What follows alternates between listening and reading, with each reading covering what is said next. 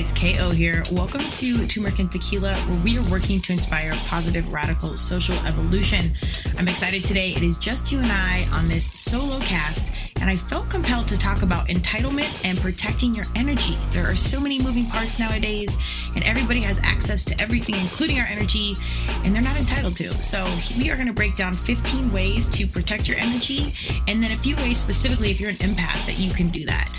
So protect yourself, know how to do that, keep the energy and positive vibes high, and we can continue to make this world a better place. Enjoy this one. It's a quick one. Have a great day. Don't forget to check us out on YouTube, where all the videos are going down, and like and subscribe wherever you listen to your podcasts.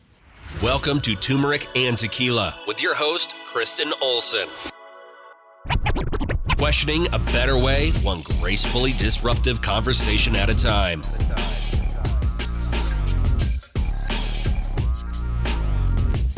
Hi guys, welcome to Turmeric and Tequila, where we're working to inspire positive, radical social evolution.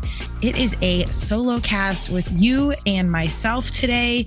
I'm really excited. I'm going to talk about life lessons that I've learned over and over again. The title of this cast is going to be called Entitlement and Protecting Your Energy. This comes from or is inspired by a long history of working with people. I'm a lifelong athlete. I have had 2 companies now, one for over 20 years and one for about 6. And I competed as an adult. So I've been a captain of every team I've ever been on. I've hired hundreds of people, worked with tons of management and influencers, and there's some running themes when you work with humans. So if you're a manager out there, or you work with, a lot of people, or even if you're just a parent, or, you train at CrossFit, you're around a lot of humans, you know that working with people, you learn a lot. And the through line, any which way you unpack that, some people love working with a lot of people, some people don't. I do. I love humans. I love all the little idiosyncrasies that make them them. That being said, the through line and the lesson I've learned time and time again is that you have to meet people where they are at. You truly can't change them. You can't inspire them. You can't want more for them. You can't fall in love with potential. Like, you just have to meet them where they're at. And that's not negative. I think the more you work on people, you see like you can open up doors for them to be inspired, but all of those choices have to come from their end. It's really not something you can control. There's a lot of leaders and bosses out there that think that you can, but I promise you, let this podcast streamline your process. That's not what it is. You really do have to meet people where they're at. That being said, I think there is a massive misunderstanding with entitlement and people thinking that you do owe them, or you even thinking that you owe a piece of your time and energy to take on their situation, problem, even happiness. It's 2 totally separate things. I think you can show up, be 100, protect your energy, and be a supportive family member, teammate, boss, coworker, whatever, and still protect your own energy, keep your space, and know that there's only so much you can do. Because again, we are all a series of our choices, and those choices are things that we are responsible for. So if I make a choice to do something, it's not my family's responsibility.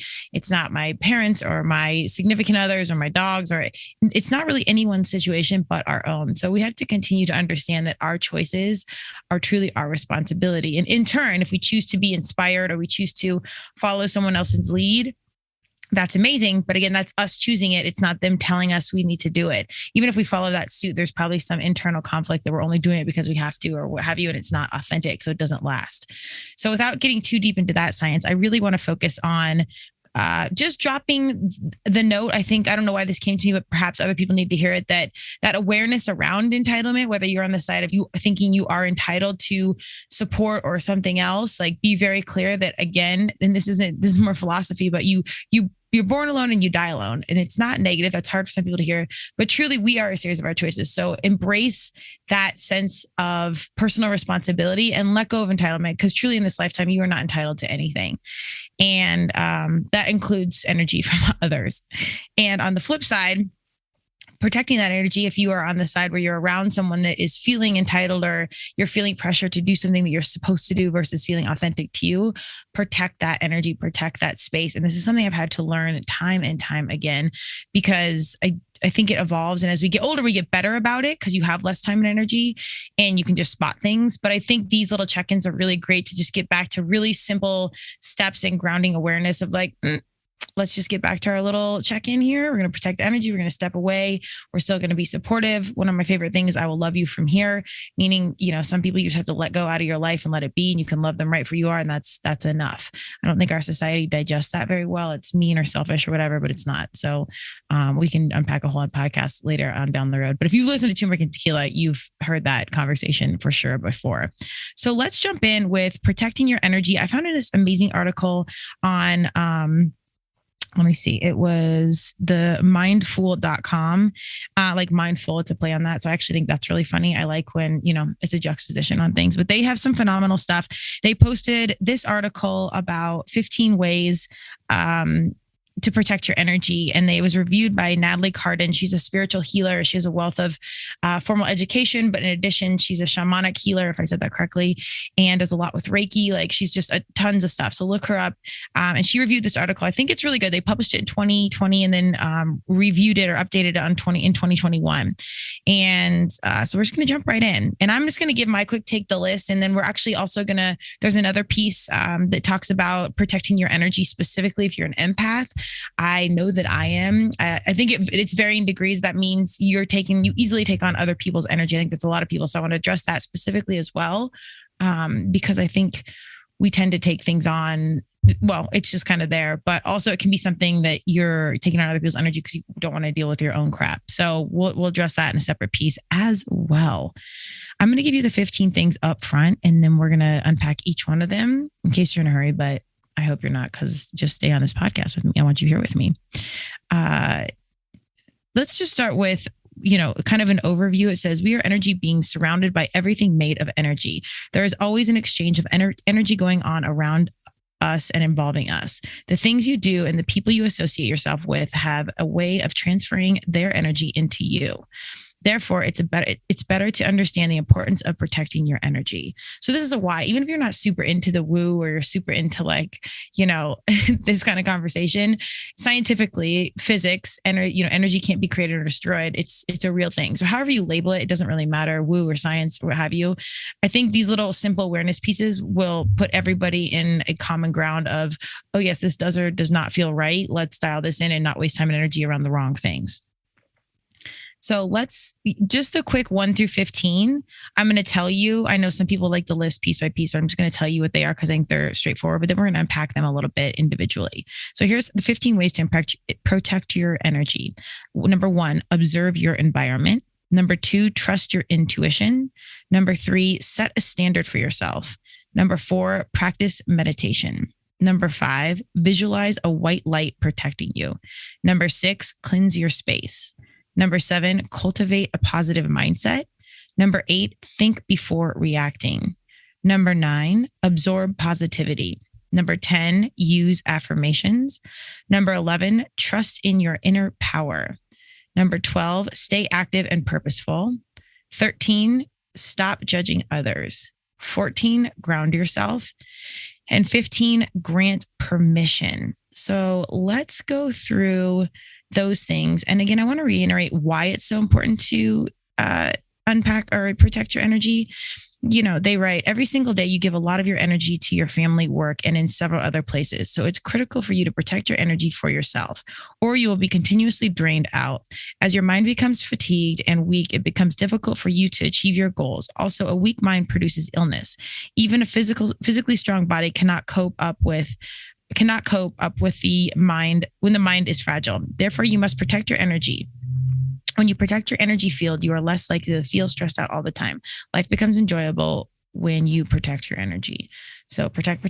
And again, this isn't even just mental. You can see how this manifests into physical. And anyone that has close friends or family knows that there's always that point in time when it's a drain situation and you are just absolutely worn out. You feel like you've done the hardest work out of your life or whatever. And it's just a mental fatigue. That is the sign that you need to take a breather and take an evaluation of what's going on in your environment. How do we eradicate that? So that brings us right to number 1. Number 1, observe your environment. Examine the environment around you. Stay away from people who drain your energy. this is so straightforward and simple. I think it's good just to check in, take that quick note and say, every time I'm around this person, I walk away and I feel like I've run a marathon or what have you. That intel, that personal intuition is enough for you to realize like, maybe we better limit some time with them and let go of this was really hard for me. I feel guilty or I should be, we've been friends forever. There's some sort of should in my mind.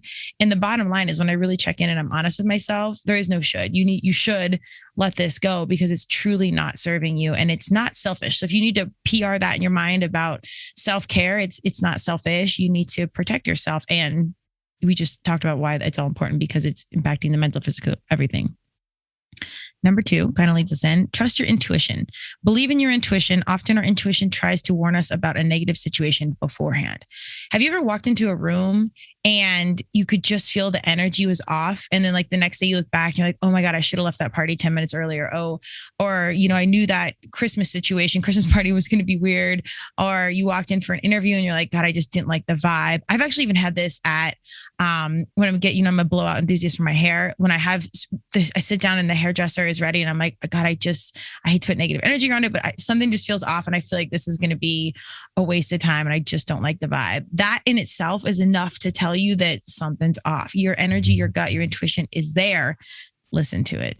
Something I've had to relearn and learn again many, many times. Number 3, set a standard for yourself. Establish a standard. Don't allow everyone to share your time and energy. Be selective about the people you spend your time with. We talk about this on Turmeric and Tequila all the time because it's something that I am continuously reminding myself about. The 5 people you are around with, I really do think that forms a culmination of who you are. So you have to take inventory on who you're around, who you're spending a lot of time with, and what impact they have on your world. Maybe it's super positive, maybe it's not, and you just need to adjust accordingly. I think more of us, I think a lot of us are not as aware as how much time we spend with people we probably don't care about. Maybe it's people at work, maybe it's people at the gym, maybe whatever. And I'm an entrepreneur, so I can kind of control my work time. I'm lucky that my fitness situation is amazing. And so those are some of the best humans that I know and that I want to be like. So just take inventory. And if you need to make a change, again, don't feel bad about it. Number 4, practice meditation. This one took me a minute, but here's what they say. By meditating daily, you will become calmer and your vibe would be raised. I'm here for vibes, but really, I do believe that your vibration elevates when you're clear and you're calm and you really take even 3 minutes or less, a minute to be still, check in. I use Headspace. And so it kind of keeps track and it says how many days I've done in a row. I'm currently trying to go. The goal is we will go to 365 days, make a full year of meditating every year. Some days are as quick as 3 minutes and just to check in. And it really does. It grounds you, but it provides some clarity when you're really, really still, even if you're clear and aware, which I think I am. When you meditate and you just check in for a minute and you just sit there, it really does provide a clear lens on any chaos. And it might not be like the answers don't come right that second, but at least you can be calm and then think from a space of calm collectiveness and then potentially form your reaction versus kind of just reacting or judging or whatever. I think it's just really, really important. And you don't need to overly judge yourself with meditation. Like sometimes I just can't focus and I'm not all there. And I'm like, that was a waste. And no, every day, even if it's like you're focused for 2 seconds, the fact that you did it, you started the practice, you maintained it, and you intentionally set aside some time to meditate, I think is good enough. People get really critical. I'm like, well, it didn't work. I didn't do this. I'm doing it wrong. Just do it and start. It'll get better. Number 6, cleanse your space. Clear your house from physical clutter. Also cleanse it energetically by smudging. I love this. Get a sage stick. They're anywhere. Go get some sage, burn it and wave it around your house. Make sure you put it out because burning down the house would not be cool. But this is true. Even if you don't, again, sage might be a varsity step. Just start by cleaning out your desk. You don't need to clean out the whole house, but clean something. And when you walk in, I think the kitchens are really good on because when you have like bread on the table or peanut butter and jelly and there's a knife in the sink and blah, blah, blah. When you clean it, you walk in, it's fresh. It's like, oh, the best thing ever.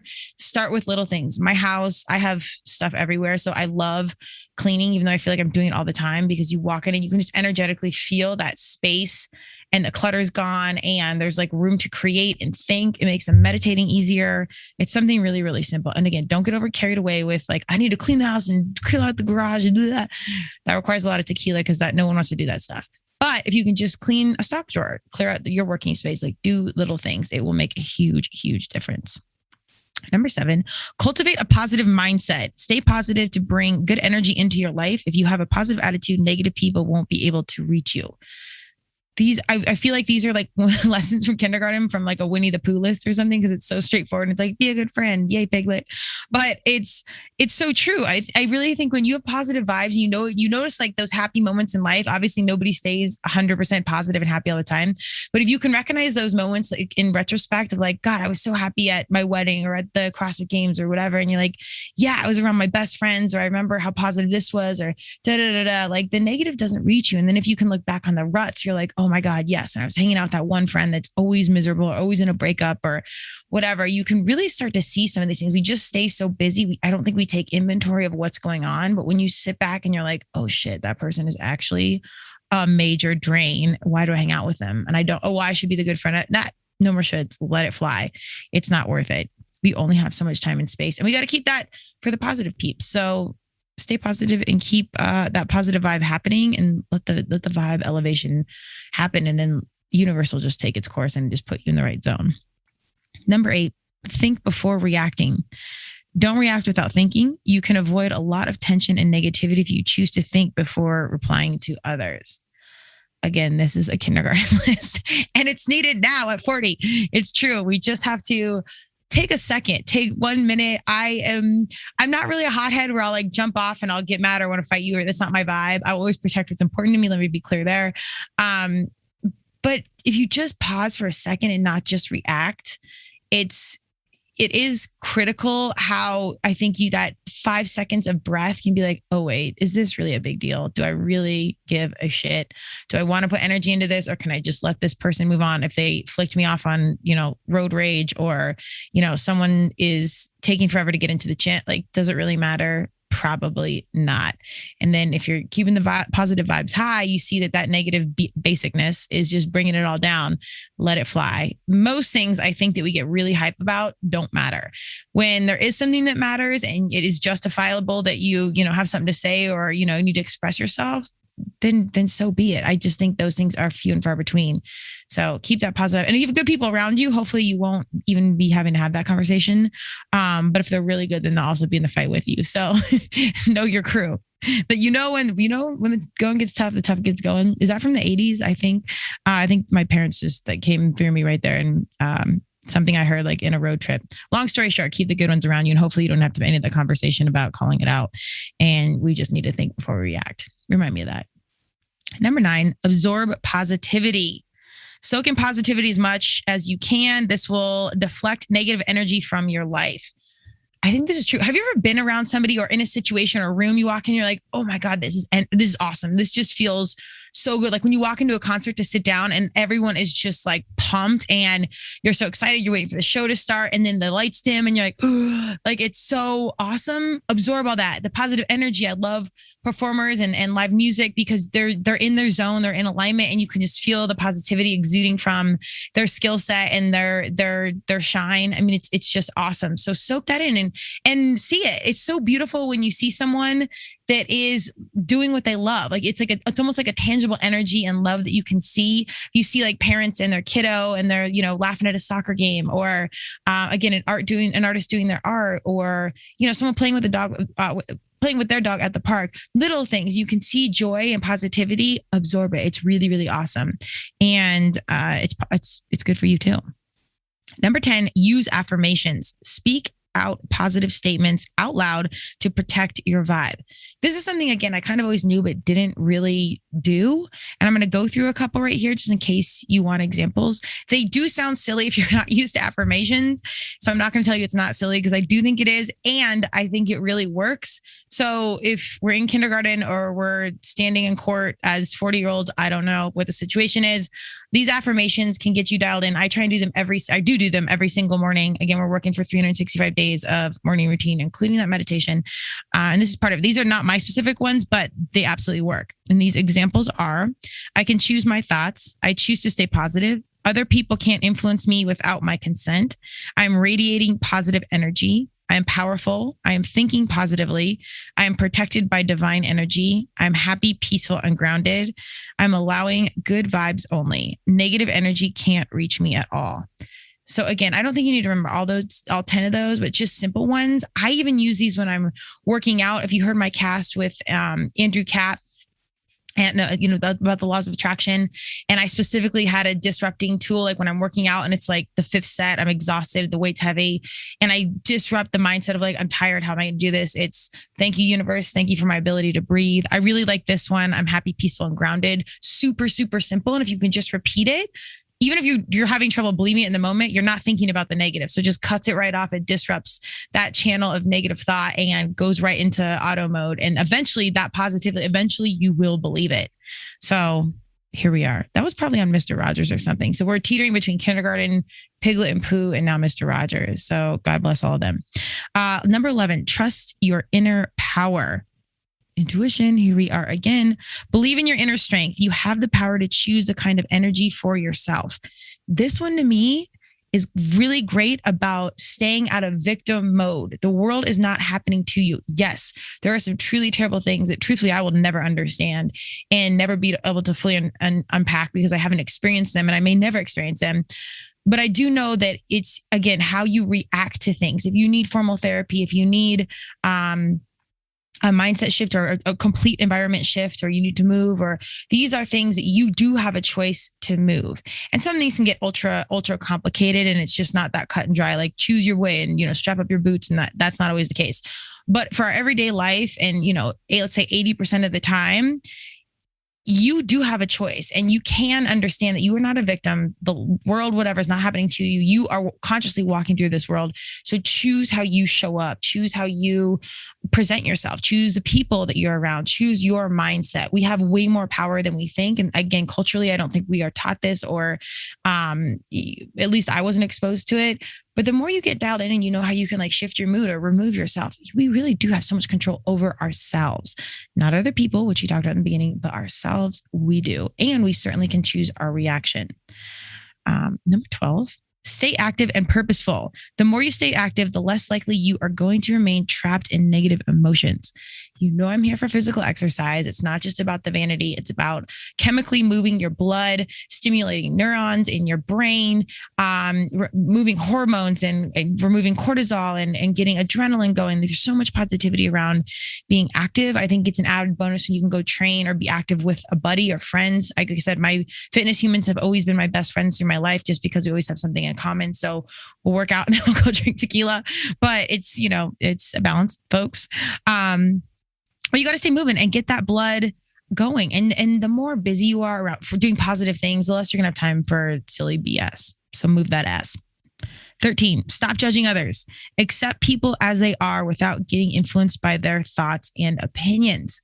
This is really hard. We all judge people. I don't care what anyone says. It never really goes away. And you can disrupt your thoughts of if you catch yourself in a judgmental moment, lock it up, like end it, let it be, and just say, meet them where they're at. And if it's again out of alignment for you, let that person go. As I've gotten older, I've had to do this with friends and even some family. And it's still so hard for me because it doesn't make sense to me. I don't ever like being off with someone. Like I don't think there's ever any need for a fight or bad energy, like unless something really serious has happened, but that's not the case most of the time. And it's still important. I have learned I will love you from here. Keep the distance. It's just, we're out of alignment. We're not, meant to be there. And probably the friendship or whatever relationship or whatever it was meaningful. We needed out of it. And now you can move on and respect them as human beings and get the F out. So you just don't need to be judging people. Just remove yourself if you don't like something or it's weird. And I also think that when you are judging people, usually it's some sort of projection within you. So take some inventory. Maybe that's personal intel for you. Like, oh, that person is silly or dumb or whatever. Like, wait, maybe do I think I'm silly and dumb? Like put it back onto you. And I think it's pretty easy that most of the time when we are, noticing something else in someone, it's probably something we needed to notice about ourselves. So that's hard. I think we will continue to judge people our entire life. Just be cognizant of it and interrupt it where you can. Ground yourself. Number 14, connect with Mother Nature to heal yourself. This one is so true, particularly for all my nature lovers. Nature is good for everybody. If you're ever stressed out, go to a park, go walk in the grass barefoot, go walk your dog, just go touch a tree. That sounds creepy, but just lean against it. Like connect with nature in some capacity and it will I don't even know how to explain it. It will change you. I'm sure there's some scientific explanation behind it that is a fancy name, but just go do it. Doesn't matter. It works. Even if it's placebo, whatever. I'm here for placebo. That works too. It's just a really important, cheap, free, easy way to reconnect. I also envision kind of dropping a cord like from my head through my body down to the ground. And it's like literally grounding you and centering you with universe. If you don't like the woo or some of that universe talk is a lot, just go out, chill, lay in the grass and look at the sky, realize that you are a small part of this big world and it's going to be okay. Number 15, don't grant permission. Never allow negative people to get hold of you. Don't dwell in unwanted energies for long. So a lot of these are similar, but I think each one is really important. Again, we are in charge of what comes into our world and personal responsibility. So if it's not serving you, don't give it permission, cut it off and walk away. Anytime I've had to walk away from a situation or consciously be like, I'm done here. It stings at first, like ripping off a Band-Aid. And then you give a little time for it to air out and you're like, I should have did that sooner. Like it wasn't, I don't know what I was holding on to. I don't know what I was serving or hoping for or wishing more for them or whatever. Falling in love with potential. That's a whole podcast. Let it breathe because it's not going to change. All you can control is you. Permission is denied. And that was 15. So I'll print this whole list and I'll put the whole article in there. I think it's amazing. A little stuff. And I printed out this list so I can kind of check in because, things move fast and you're like, yeah, I'm good. And then you sit and meditate and you're like, actually, I'm thinking about this one person a lot and it's not good, or I'm dreading going to see them or having them show up at my workout or whatever. Like that's the intel you need to kind of check into this list and then make some maneuvers. Here's a specific thing, how to protect your energy as an empath. This is by Dr. Judith Orloff. She's an MD on the campus of UCLA Psychiatric Clinical Faculty. And she's been nicknamed the godmother of the empathy movement. She has revolutionized traditional psychiatry by infusing the knowledge of spirituality, energy fields, and intuition. Dr. Orloff is a psychiatrist who believes in an integrative approach to attain complete wellness. Her book, The Empath Survival Guide, Life Strategies for Sensitive People, was on the New York best-selling list. In her book, she discusses how empaths can change their negative emotions into positive ones using particular techniques. If you are a sensitive person, you will always be affected by other people's moods, whether good or bad. Empaths easily absorb energies and can really be burdened for them. Here are 5 ways to protect your energy as an empath. This is really great. This is something I've kind of taken on and further understood. If empath is a big word and you haven't understood it, it's basically just meaning like when you're around people, you can take on their energies really easily. I think it's a lot more people than they know, but these are 5 good ways to kind of just quickly distance yourself and be cognizant that you are an empath. So let's protect that energy. Number 1, maintain distance. Physical proximity to toxic people will affect you more. So if you know someone's energy is not right for you, maintain at least 20 feet distance from them. Avoid sitting next to their negative energies at all costs. Well, this might be one upside of the pandemic when we're supposed to kind of be 6 feet away and social distancing anyways, just kind of double that, throw on a few more feet, and maybe that can streamline any conversation if someone's wondering why you're standing across the room like a weirdo. But that's okay. Be the weirdo. Go over there. Get yourself away. I really do. I mean, energy is physics. So it's physical. It's science. It's also, I'm here for the woo, but just get yourself away from it. I think it's the simplest thing. And I absolutely think it's so true. So remove yourself. Breathe deeply. Number 2, start breathing deeply whenever you feel anxious. Focus on your breaths and visualize that you are safe and protected. I actually do this during some of my workouts when I'm tired and I've got like 2 more rounds and I'm exhausted. I take the deep breaths. I focus. I disrupt the thought pattern. And I kind of dial back in. And then I do some visualization around things that I want. Walking my dog's kind of like my happy place. And it's like, this sounds like a long process, but it's like 2 seconds. But that breathing deep enough, just like taking a breath, like it causes that pause. It's probably a good pause to think before we react. So breathe in all that air. Number 3, meditate. Here we are again. Practice meditation daily to keep yourself centered. Empaths must meditate in the morning and the end of the day to ground themselves. I'm not good about doing this at night, but I do think it's important to do it as much as possible. 1 to 2 minutes. Again, they don't have to be perfect, but get clear on what is yours and what is theirs and cut off all the ties you don't need. Number 4, learn to say no. Here's universe delivering this entire podcast to me. So I am reminded You must learn to say no to people. Empaths get swayed away easily. So you have to maintain a healthy boundary. Don't allow everyone to spend time with you. This is for me. I am continuously getting better at saying no. The problem is most things and most events and humans and parades and business stuff, like I want to do it all. I really do. And I'm exhausted. So we're finding that balance. Me, where I've really found it constructive to say no is in those friendships, relationships, family, whatever, creating that space and not taking on whatever their situation is. I think it's particularly hard when it is family or friends or relationship where you want to be an ear and lean in and be supportive, but have that protective light, have that space, separate yourself, get away. So you are clear on, again, what's yours and what's theirs, and you're not taking it on. It's really hard, but just say no. Number 5, the protective shield method. Love this one. Visualize in your mind's eye a white protective light that is always encircled around you. Believe that you are protected by a higher power. God, universe, Madonna, whatever you believe, and know that there is reason for your existence and something and a larger level is looking out. I think if you can visualize that as a white light, however you label or brand it, fine.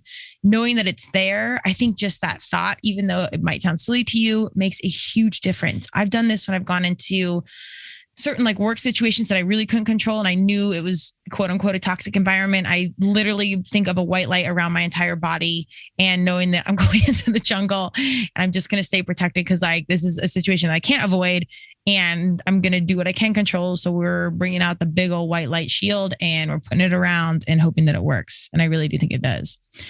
And this is kind of an added bonus. It's kind of intense, but I do like it. How to protect yourself from evil energy. The energy that is toxic to you is evil energy. There are people who leave you feeling drained out after you interact with them. Also, when you visit certain places, it can immediately make you feel low. Our energy levels are influenced by our environment and associations. If a person makes you feel anxious and depresses you after he leaves, that means his energy is detrimental to you. You may have to protect yourself against other people's emotions.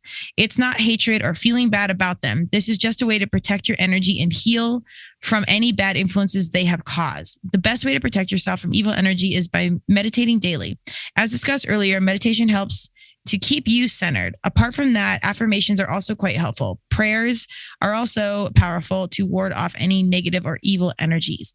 So I think evil energy sounds really intense, but when it further explains, when you walk into a room or you're around someone and you just feel drained, you know that is evil energy to you. It's toxic. It's tapping into something you're really not willing to give away. So you need to cut it off. Again, our internal compass, our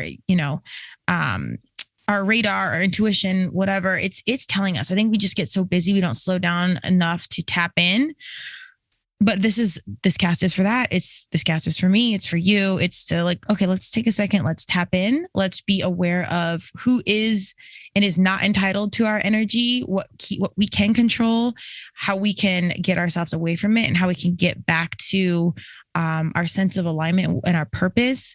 This is very much an ebbs and flow process. So that's why I love doing, multiple casts around some of these conversations, because we can be flying high in alignment and then we're right out of it. And you have to check back in, and it's this constant ebbs and flows. So I think just these little simple things and these notes to keep in the back of your mind are good check-in points, even though it takes, 5 to 6 minutes a day, and you dial back in and you're aware. Sometimes the bad energy doesn't have to be a big deal because you have a set of tools to know how to get yourself back into that alignment space, high vibes and good things. So we're all just out here. Pack a helmet. Join me on TNT. That is what I have for you today. I hope that this provides clarity for you, and people that maybe aren't serving you, let them go. Or maybe you can vibe up and get yourself right. So your positive energy, whatever it is, be supportive, love on your neighbor, take care of your family and friends, but take care of you, number one, and know what doesn't work for you. We are entitled to nothing at the end of the day.